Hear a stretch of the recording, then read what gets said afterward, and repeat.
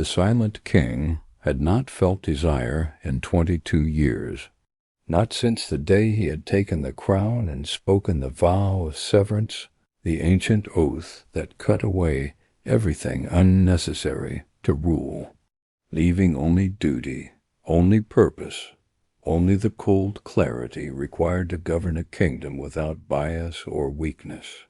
A kingdom thrived under such rule. There was no favoritism, no corruption born of greed, no wars started because a king coveted what was not his. There was only order, structure, the steady rhythm of governance untainted by the chaos of human emotion. The silent king had never questioned the vow, felt its absence where his heart should have been, and accepted it as the price of the crown. He ruled justly, efficiently, without mercy or cruelty, because both required feeling something, and he felt nothing at all, until the night the bond woke. The bond was older than the kingdom itself, older than the vow of severance, older perhaps than the language used to speak of it, allowing him to sense their needs, their suffering, their joy. But it did more than that. The legend said that once, long ago, the bond had done something else, something the histories had tried to erase. It had chosen. When a king was meant to have a partner, when someone existed who could balance him, complete him, make him whole in ways the vow had broken, the bond would recognize them. It would wake from its dormant state and pull the king toward that person with a force that could not be denied, could not be resisted, could not be severed even by the vow itself. But it had not happened in 300 years. The last recorded awakening had been so long ago that most scholars believed it was myth, a story told to give hope to a kingship that had become mechanical and cold, to ensure that kings ruled alone, uncompromised by attachment. He had ruled for 22 years without incident, without feeling, without any indication that the bond was anything more than the faint background hum that connected him to his kingdom. He had assumed he would rule this way until death, would pass the crown to his nephew, would die as empty as he had lived. She was not a courtier or ambassador or anyone of significance. She was a physician from the outer provinces, summoned to the capital because of a plague that had broken out in the eastern districts. The palace healers had failed to contain it, and in desperation, the council had sent riders to bring back anyone with knowledge of infectious disease, all of them exhausted from the journey and the work they had been doing. The silent king had called them to the throne room to receive his instructions. He did not usually involve himself in such matters. The council handled most administrative details, but the plague was spreading, and the people were afraid. He needed to be seen taking action, needed to assure them that the crown was attending to their suffering. The physicians entered together, bowing low. The silent king looked at them with the same dispassionate assessment he gave to everything, noting their exhaustion, their tension, the way they held themselves as though expecting to be dismissed or blamed. And then his eyes fell on her. There was no other word for it. It was not a gentle awakening, not a slow recognition. It was violent, immediate, absolute. The silent king felt it tear through him like lightning through a clear sky, ripping open spaces inside him that the vow of severance had closed, flooding him with sensations he had not felt in 22 years. Want, need, recognition, hunger, not for her body, though that was part of it, but for her presence, her existence, the way she looked at him, as though he were a person rather than a throne. He gripped the arms of his seat to keep from staggering, his breath catching, his heart, which had beat with mechanical regularity for decades, suddenly pounding, as though it had remembered what it was for, and he did not know if he could survive it. The physicians were waiting for him to speak, and he could not afford to show weakness. You will be given quarters in the palace. You will have access to any resources you require. The council will coordinate with you to ensure you have what you need to combat this plague. You are dismissed. They bowed and turned to leave, and the silent king watched her go. He made it to his chambers before the trembling started. He sat on the edge of his bed, his hands shaking, his breath coming in short gasps, and he felt the vow of severance fighting the bond. Two ancient magics warring inside him. The vow was trying to reassert itself, trying to close the doors the bond had opened. It had been dormant, yes, but it was older, woven into the very essence of what made him royal, and it would not be denied. He felt desire crash over him in waves. Desire to see her again, to speak to her, to know her name, her thoughts, the sound of her voice when she was not standing before a throne. It was overwhelming, terrifying, entirely beyond his control. For the first time in 22 years, the silent king wanted something, and he had no idea what to do about it. The days that followed were torture.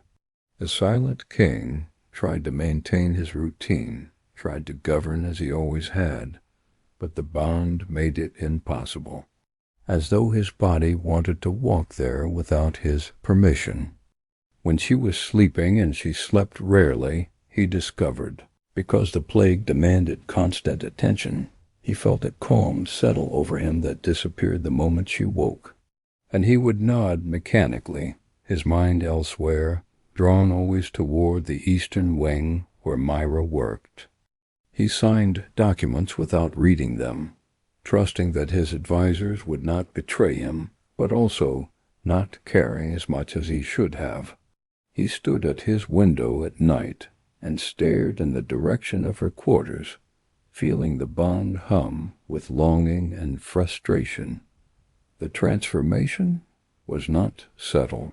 His servants noticed first the way he would pause mid-step, staring into the distance, the way he would forget to eat meals, the way he seemed distracted even during important audiences. The guards whispered about it, wondering if the king was ill, if something was wrong. The council members grew concerned, meeting in private to discuss whether his judgment had become compromised, and the vow of severance fought back viciously. Chest pains that made him wonder if his heart was failing, muscle spasms that left him shaking and weak. Who had been present when the silent king had spoken it 22 years ago. She knew what was happening to Cale, and she knew that he would not survive if the conflict continued. She came to his chambers one evening and found him standing at the window, his hands pressed against the glass, his eyes distant and unfocused, his face drawn with pain. Some wonder if you should step down, take time to recover. I am not ill, not in the way they think. May I speak plainly, my lord? You always do.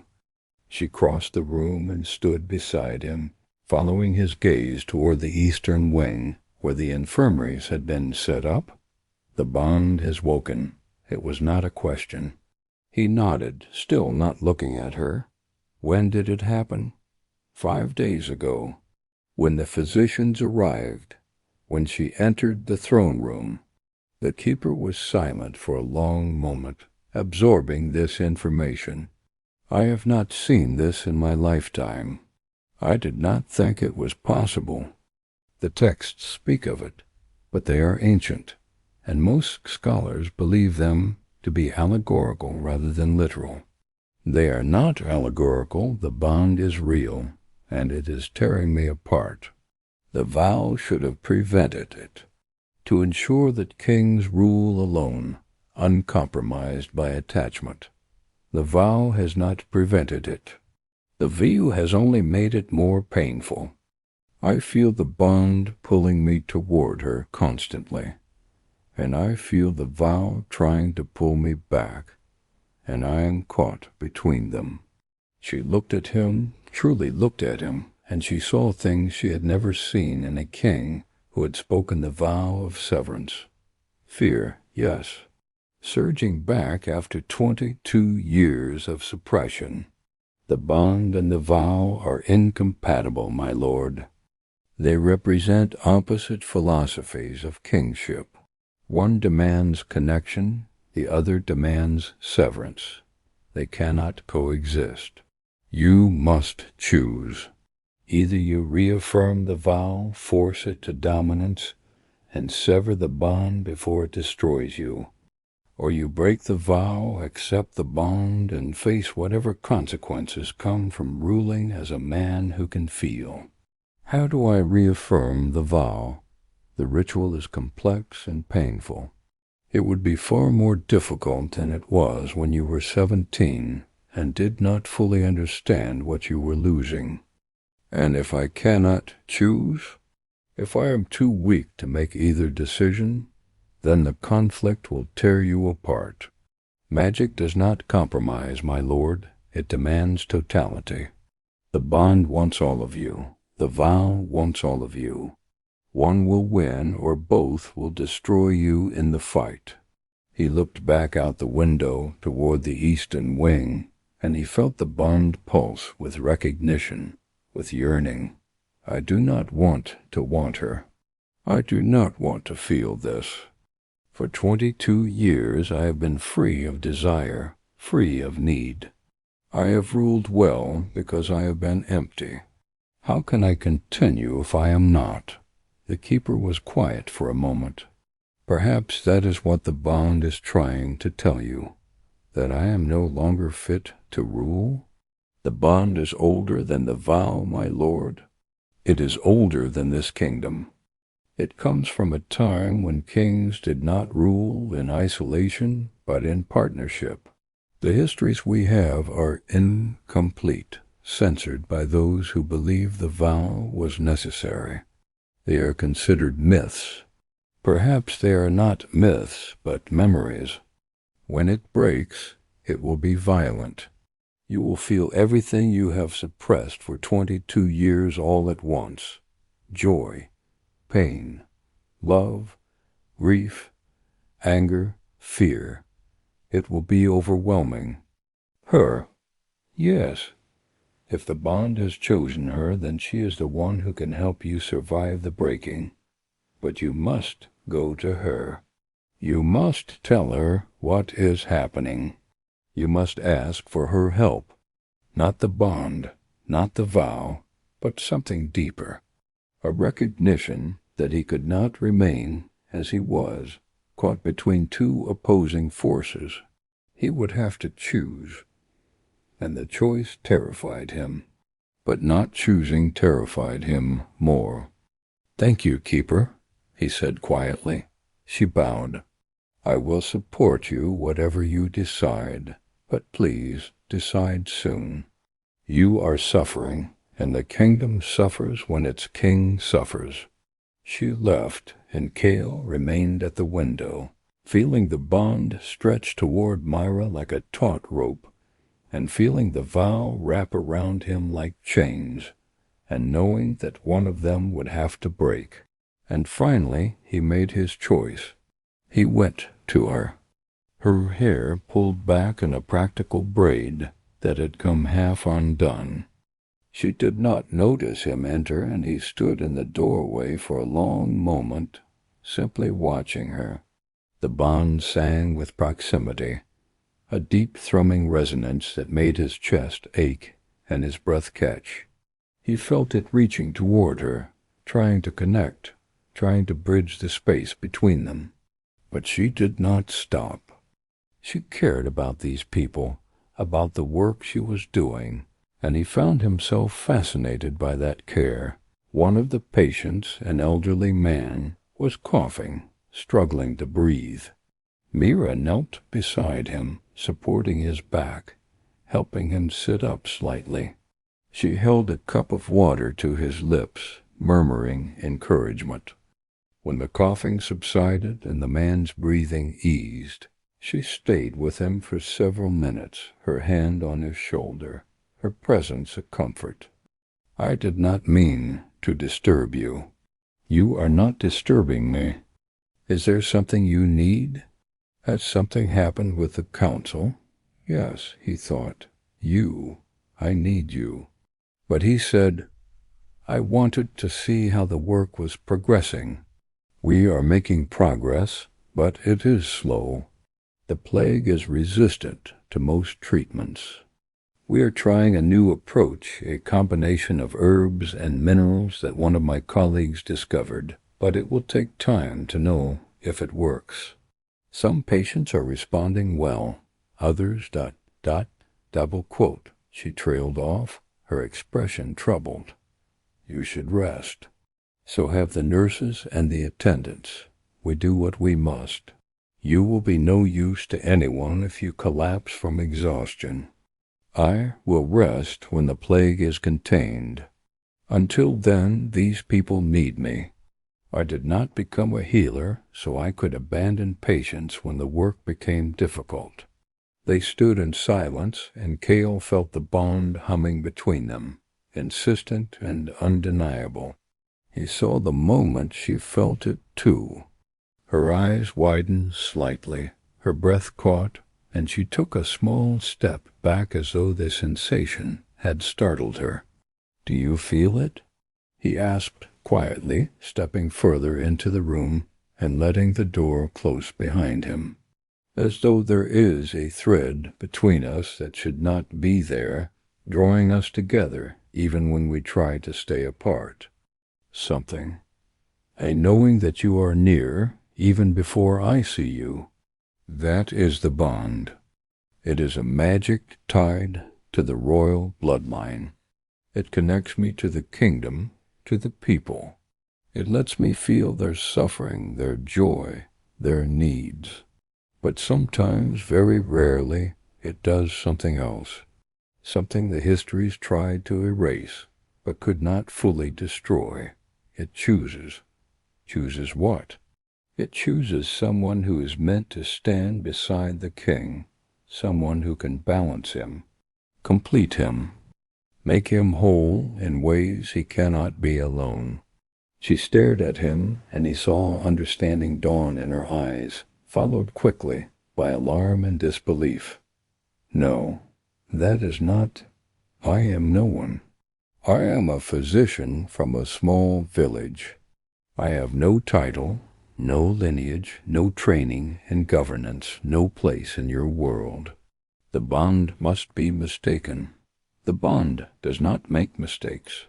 It is older than the kingdom, older than the vow I have lived under for 22 years, older perhaps than the written word. It knows things we do not, and it has chosen you." She shook her head, backing away another step. "My lord, I cannot be what you are describing. I have work to do, patients to tend, a life that is my own. I do not have time for whatever this is. I do not want to be chosen for something I never asked for, and I am told that if I do not acknowledge it, if I try to suppress it, it will destroy me." She turned away from him, her hands gripping the edge of a nearby table, so hard her knuckles went white. "Why me? Why now? You have ruled for decades without this. Why would the bond wake now, after all this time? I do not know, but it has. The vow is fighting it, trying to force me back into emptiness, and the conflict between them is tearing me apart." She turned back to him, and he saw fear in her eyes. Not of him, but of what he was saying, of the implications, of how this would change everything. And if you do acknowledge it, what then? Do I become some kind of consort? I do not know. The histories do not say what happens when the bond chooses, only that it does, and that when it does, everything changes. She laughed, bitter and exhausted. I do not want to change everything. I want to save lives. That is all I have ever wanted. That is all I know how to do. She looked at him for a long moment, and he could see her making calculations, weighing options, trying to find a way out of something neither of them had chosen. Finally, she said, "What is your name?" The question startled him. What? Your name, not your title. Your actual name. The one your mother called you. He hesitated. No one had asked him that in 22 years he had been my lord or your majesty or simply the king for so long that his name felt like something that belonged to a different person, someone who had been allowed to feel. Cale, he said quietly. Cale. She tested the word, let it rest on her tongue, and he felt the bond resonate with the sound of it spoken by her. My name is Myra. Myra. He said it back to her, and the bond sang, a note of recognition and rightness that made his vision blur for a moment. Neither do I. She smiled, sad and small and impossibly tired. But perhaps we can figure it out together. Cale continued to rule, to attend council meetings, to make decisions about the kingdom. But he found excuses to visit the infirmaries, to check on the progress of the plague treatment, to speak with the physicians about their work. And every time he went, he found Myra. They talked. Not about the bond, not at first. They talked about the plague, about medicine, about the differences between the capital and the outer provinces, about the first time she had saved a life and the first time she had failed to. The failures stay with you longer, she said one evening as they walked through the palace gardens. You remember every face, every moment when you knew there was nothing more you could do. I imagine ruling is similar, Cale said. Every decision affects lives. Some decisions cost lives, and you carry those with you. Did you carry them? Before the bond woke, did you feel the weight of those decisions? He considered the question. No, I knew they mattered. I understood intellectually that my choices had consequences, but I did not feel them. The vow protected me from that. Or perhaps it prevented me from truly understanding what I was doing. That must have been lonely. It was. But I did not know it at the time. Loneliness requires awareness of connection, and I had none. I simply existed. Governed. Made choices based on logic and law. I thought I was doing well. You were doing well. The kingdom has prospered under your rule. Has it? Or has it simply continued stable and unchanging, neither growing nor declining? She looked at him, and he saw understanding in her eyes, and perhaps that held the kingdom back as well. But I will not know until I have ruled differently for long enough to compare. They walked in silence for a while, and then she said, What was it like, the moment the vow broke? Violent, painful. You held me together while I broke apart. She stopped walking and turned to face him. The council will never accept this. They will never accept me. And if they try to remove you from the throne, then I will fight.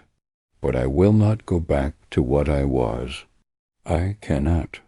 She reached up and touched his face, her fingers gentle. I am afraid. So am I, but you would still choose me? Even knowing what it might cost? Yes, every time, without hesitation. When they broke apart, she said, "Then I choose you too. Whatever comes, we face it together." Some nobles refused to acknowledge Myra, treating her with cold courtesy at best, and outright disdain at worst. The court whispered that she was an upstart, a commoner who had seduced the king, a physician playing at being a queen. Myra felt the pressure intensely. She had never wanted to be in this position, had never sought power or prestige. She was a healer, and she wanted to heal. But now she was expected to navigate court politics, to attend functions where people smiled to her face and mocked her behind her back, to learn protocols that seemed designed to make her feel inadequate. Cale saw her struggling and did what he could to support her. He stood beside her at every function, made it clear that disrespect toward her was disrespect toward him, gave her space to continue her medical work when the court duties became too much. One night he found her in tears in their chambers. "I do not understand these people, their games, their cruelty dressed as courtesy. I feel like I am drowning, and no one will throw me a rope." Cale held her, feeling helpless, feeling the same anger and frustration she felt. "I'm sorry. I should have protected you better. You cannot protect me from everything, and I do not want you to. I just ... I wish I could be what they expect.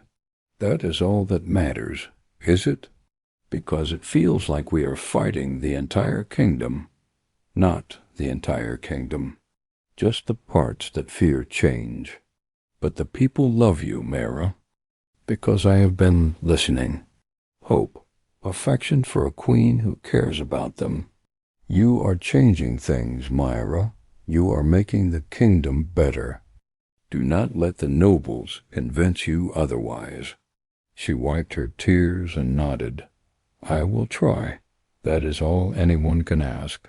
But the pressure continued, and it took a toll on both of them. Myra had been working, allocating more resources there, because he could see how much good she was doing.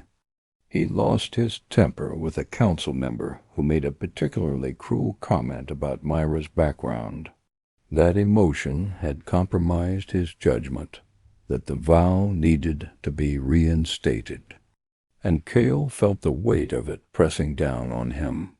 He began to doubt himself, to wonder if the council was right, if he had been foolish to think he could rule with feeling. The vow had given him certainty, had made decisions clear and unambiguous.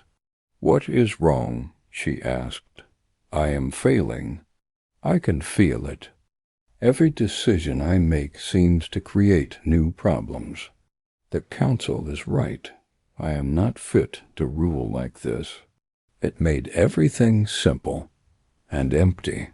"Cale, you are not the same king you were. You are better. Yes, you are making mistakes. You have the bond. You have me. And together we are stronger than any vow." He looked at her, and he felt the doubt begin to recede. She was right. He was not failing. He was changing. And change was always difficult, always messy, always painful. But it was also necessary. "Thank you," he said quietly. "For what?"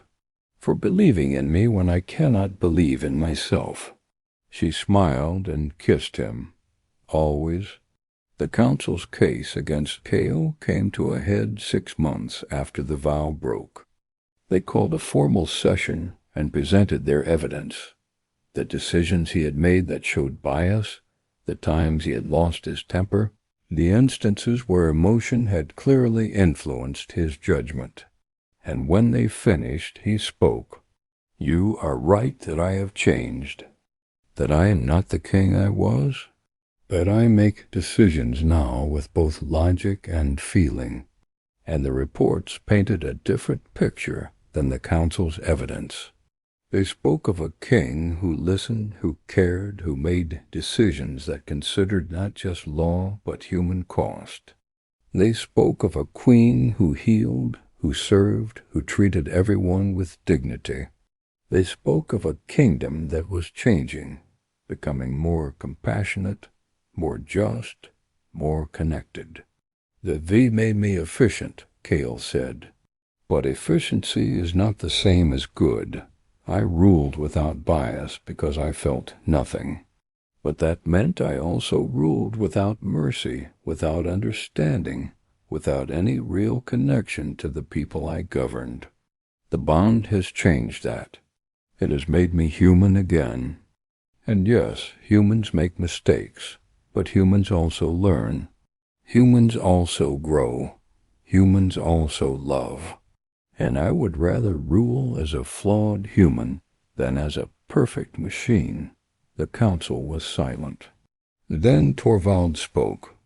And if we vote to remove you, then you will be removing a king who is trying to make the kingdom better. And you will be proving that this council values control over compassion, tradition over truth, emptiness over wholeness. Is that really the message you want to send? The vote, when it came, was closer than before, but it was still not enough to remove him. The council would continue to watch, to question, to push back, but Cale had won the battle for now. And as he left the chamber, Myra was waiting for him, and she took his hand, and together they walked back to their chambers, two people who had chosen each other and would continue to choose each other, no matter what the cost. The opposition gradually softened over time, not because the council changed their minds, but because the results spoke for themselves. The kingdom prospered under Cale and Myra's rule. Trade increased. Innovations flourished. The arts thrived. Nobles who had initially scorned Myra found themselves grudgingly impressed by her work. She did not seek their approval, did not try to fit into their world, but simply continued doing what she had always done, healing, serving, caring, and her actions spoke louder than any courtly grace could have. The news filled Cale with a joy so intense it frightened him. He had not known he could feel this much, want this much, care this much about something that did not yet exist. But the bond amplified everything, and his love for Myra extended to the child they would have together. This was what the vow had taken away, and when the twin sons came 2 years later, he taught them the same, began to understand that perhaps the old ways had been wrong, that perhaps a king who could feel was not weaker but stronger, that perhaps love was not a liability but an asset. The vow of severance became optional. Future rulers could choose to take it if they wished, but they were not required to. Connection over isolation, love over duty alone, and the kingdom transformed. Not overnight, not without struggle, but steadily, surely it became a place where rulers and ruled were connected, where compassion informed justice, where the crown served the people rather than the people serving the crown. But more importantly, the kingdom had changed him, had allowed him to become whole, that he had lived long enough to know what it meant to be complete. The bond had chosen, and in choosing, it had saved not just him, but the kingdom itself. The breaking of the vow sent shock waves through the palace. The keeper of vows was the first to know, appearing at Cale's chambers the morning after with her face grave and her eyes sad. "It is done, then," she said, standing in his doorway as the first light of dawn filtered through the windows. yes, I felt it. It was like a cord snapping, a vibration that went through the entire palace. Others felt it too, though they do not understand what they felt. Cale sat in his chair by the window, still wearing the clothes from the night before, his hair disheveled, his eyes shadowed with exhaustion and something else. "How do you feel?" He considered the question. It was more complex than she knew. Every sensation is too bright, too loud, too intense. I can feel the fabric of my shirt against my skin, and it is distracting. I can hear conversations happening 3 rooms away. I can smell the breakfast being prepared in the kitchens, and it makes me hungry, and I had forgotten what hunger felt like, but also alive, more alive than I have been since I was 17. It will take time to adjust to feeling again. I know. The council will need to be informed. They will not be pleased. I know that too. They may try to force you to retake the vow. The precedent exists. 300 years ago, King Aldrin broke his vow and was compelled to retake it within a fortnight. I will refuse. I will not go back to what I was. I will not sever myself again. If they want me gone, they will have to remove me by force. But looking at Cale now, seeing the life that had returned to his eyes, she found herself questioning that belief. "You have changed," she said quietly. "Then I will stand with you when you face the council. I cannot promise they will listen, but I can promise you will not face them alone." "Thank you." She turned to leave, then paused at the door. "One more thing, my lord. The bond is not just connection. It is also power. Remember that when the council argues that you have weakened the throne." She left, and Cale sat alone in his chambers, feeling the bond stretch across the palace toward Mira, and he let himself hope. The council convened an emergency session that afternoon. The keeper of vows stood to his right, her presence a silent support. The chamber erupted. Voices rose in anger and alarm, council members standing, gesturing, demanding explanations. Torvald raised his hand for silence, but it took several moments before the room quieted. "Explain yourself," Torvald said. The bond woke, it chose. I acknowledged that choice, and in doing so the vow shattered. The bond. Torvald said the word with disdain. "That is a myth, my lord, a story told to children." "It is not a myth. It is real, and it is ancient, and it is more powerful than the vow ever was. The vow has sustained this kingdom for centuries. It has ensured that our kings rule with perfect justice, uncorrupted by preference or passion. You have thrown that away for a woman you barely know." "I have thrown away a lie," Cale said, his voice steady. "The vow did not make me just. It made me empty. I ruled with perfect detachment because I felt nothing. I made decisions without bias because I had no capacity to care. That is not justice. That is abdication of humanity." Another council member, a sharp-faced woman named Elara, leaned forward. "And now you claim you can rule with feeling? That emotion will not compromise your judgment?" "I claim that I can rule as a complete person rather than a fragment of one. Yes, I will feel. Yes, I will care. But I will also have 22 years of experience to draw on, and I will have wisdom that comes not from absence but from presence." "Wishful thinking," Torvald snapped. "You are compromised, my lord. The moment you allowed yourself to love, you have violated the most sacred oath of kingship. an oath that was itself a violation. The vow of severance was never meant to be permanent. The original texts speak of it as a temporary measure, something to be used in times of crisis. It was only later that it became mandatory, that kings were forced to live their entire lives severed from themselves. Torvald's face darkened. You have been reading forbidden texts. I have been reading the truth. The bond is older than the vow, older than this council, older than the kingdom itself. When the bond chooses, it is not a suggestion. It is a command from the magic that flows through the royal line. And I will not defy it. The chamber fell silent. The council members looked at each other, and Cale could see them calculating, weighing options, trying to find a way to force him back into line. Finally, Alara spoke. And the woman?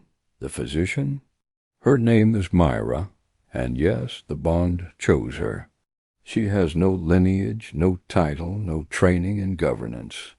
How can she possibly stand beside a king? The bond does not choose based on lineage or title. It chooses based on what the king needs, what will make him whole. Myra makes me whole. So you admit you were incomplete before. I was more than incomplete. I was broken. The vow broke me. And Myra has begun to put the pieces back together. Torvald stood, his face flushed with anger. This is madness. You are risking everything: the stability of the throne, the trust of the people, the integrity of the law for a woman you barely know. I call for a vote. An ancient law that allowed the council to depose a king if he was deemed unfit to rule. It had not been invoked in 300 years, but it existed, and Torvald was threatening to use it. Cale felt fear flicker through him, bright and sharp, and he marveled at it even as it gripped him. Fear was another thing the vow had stolen, but he did not let it show. He stood straight, his hands at his sides, and he waited. The keeper of vows stepped forward. Before any vote is taken, I must speak. Torvald frowned. Keeper, this is not your place. It is precisely my place. I am the guardian of the vow, and I must tell you what the vow was never meant to be. She turned to face the council. The vow of severance was created as a tool, not a prison. It was meant to be temporary, to help kings through periods when emotion would cloud judgment. But over the centuries it became permanent, mandatory, a requirement for every king. We forgot that it was meant to protect, not to control. And we forgot that the bond existed first, that it was the original magic of kingship, that it was what made rulers truly connected to their people. The bond is a myth, Torvald repeated. It is not. I have seen it wake. I have felt its power. And I tell you now that if we force this king to retake the vow, if we sever him from the bond, we will be committing a greater crime than any he has committed. We will be breaking something that was meant to be whole. The chamber was silent. Then Alara said, And if we allow this? If we let him rule with the bond? What guarantee do we have that he will not abuse his power, that he will not favor his chosen one over the kingdom? You have the same guarantee you have always had, the keeper said, his oath to serve. That oath remains, V.O. or no vow, and if he breaks it, then you may remove him. But do not remove him for the crime of being human. The vote was close. 7 members voted to remove Cale. 5 voted to allow him to remain. It was not enough to invoke the right of severance, but it was close enough to send a message. The council did not trust him. They would be watching. and at the first sign of failure, they would move against him. Cale left the chamber feeling the weight of their disapproval, but also feeling something else, relief. He had faced them, had stood firm, and he had survived. The bond pulsed with encouragement, with connection to Mira, and he let it guide him back to her. He found her in the same infirmary where they had first truly spoken, though now it was empty of patients, the plague defeated. She was cleaning, organizing supplies, her hands busy with work that did not need to be done, but that helped her think. She looked up when he entered, and he saw the question in her eyes. "They did not remove me," he said. She let out a breath she had been holding. "I was afraid they would. They wanted to." But the vote was not unanimous. She crossed to him, and he pulled her into his arms, feeling the bond sing with proximity, with connection, with rightness. "What happens now?" she asked against his chest. "Now we prove them wrong. We rule together, and we show them that wholeness is stronger than emptiness." She pulled back and looked up at him. "Cale, I do not know how to be a queen, and I am relearning how to be a king. We will figure it out together." She smiled, tentative but real. Together, together. They were married 2 weeks later in a ceremony that was both traditional and revolutionary. Traditional in its structure, the vows, the crowning, the presentation to the people. Revolutionary in what it represented. A king marrying not for alliance or duty, but for love. A queen chosen not by lineage, but by the bond. A partnership born of magic and choice rather than arrangement. The people did not know what to make of it at first. They had lived under the rule of severed kings for so long that the idea of a king who could feel seemed dangerous, unpredictable. But Myra won them over quickly. She did not retire to the palace and become ornamental. She continued to work as a physician, going into the city, treating the sick, speaking to people as equals rather than subjects. And Cale, watching her, learned from her. He began to leave the palace as well, to walk among his people, to hear their concerns directly, rather than filtered through council reports. He made mistakes, spoke too harshly to someone who did not deserve it, showed favoritism to a district where Myra had been working, made a decision based on emotion that had to be corrected with logic, but he learned from the mistakes. He grew, and the kingdom, watching him, began to see that perhaps a king who could feel was not weaker, but stronger, that compassion did not negate justice, that love could coexist with duty. The bond, acknowledged and honored, strengthened the connection between king and kingdom. Cale began to feel his people in ways he never had under the vow, not just as abstract numbers or problems to be solved, but as individuals with hopes and fears and lives that mattered. The bond let him sense when a district was suffering, when a community was thriving, when something was wrong that no report had mentioned. And Mara, connected to him through the bond, felt it too. Together they became something the kingdom had never had. Not just a king, but a partnership. Not just a ruler, but rulers who cared. They faced opposition. The council remained skeptical, watching for any sign of weakness, any proof that emotion had compromised judgment. There were nobles who resented Myra's lack of lineage, who whispered that she was an upstart, that she did not belong. There were courtiers who tried to manipulate the bond between king and queen, to drive wedges between them to prove that love was vulnerability. But Cale and Mira stood firm. They communicated, argued when they disagreed, compromised when necessary, and never let outside forces dictate their partnership. They were honest with each other in ways that the vow would have made impossible, and that honesty became their strength. Years passed. The kingdom prospered, trade increased, innovations flourished, the arts thrived.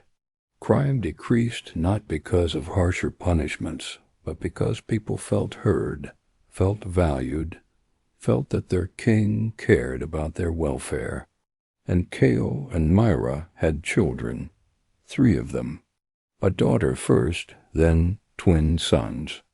They raised them in a palace that was warmer than it had been in centuries, taught them that strength came from connection rather than isolation, that ruling meant serving rather than commanding, that the crown was a responsibility, not a right. Their daughter Elira grew up watching her parents work together, seeing how they balanced each other, how her father's logic tempered her mother's compassion, and her mother's empathy softened her father's judgment. She learned to rule not from textbooks but from example, and when it came time for her to take the crown, she did so with wisdom and grace. The vow of severance was never reinstated. Future kings and queens were given the choice to take the vow if they wished, to rule with detachment, or to rule as Cale had, with feeling and connection and all the risks that came with being fully human. Most chose feeling, and the kingdom, which had been frozen in perfect order for so long, learned to live again. When Cale was old, when his time came to pass the crown to Elira, he did so without regret. He died in his sleep, Myra beside him, their hands clasped. And his last thought was not of the kingdom or the crown or the weight of duty. His last thought was of gratitude, that the bond had chosen, that he had been brave enough to acknowledge it, that he had lived long enough to know what it meant to be complete. The bond had chosen, and in choosing, it had saved him. This has been a story of severance and wholeness, of a bond that would not be denied, and a king who learned to feel. If this tale moved you, if you understood the ache of emptiness or the power of connection, I invite you to share your thoughts below.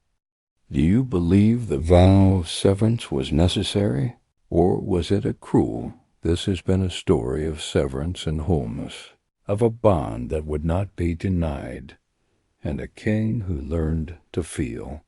If this tale moved you, if you understood the ache of emptiness or the power of connection, I invite you to share your thoughts below.